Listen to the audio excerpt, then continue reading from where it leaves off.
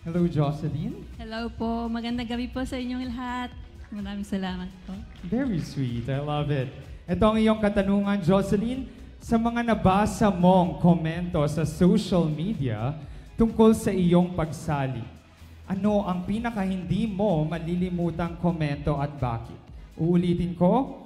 Sa mga nabasa mong komento sa social media tungkol sa iyong pagsali, ano ang pinaka hindi mo malilimutang komento at bakit?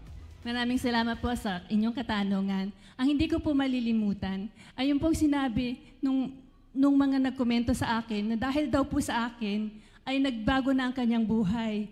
Dahil po ngayon po ay gusto na rin po niyang kumain ng healthy, mag-exercise na daw po siya at sabi niya po na magiging positive na rin po ang attitude niya sa buhay.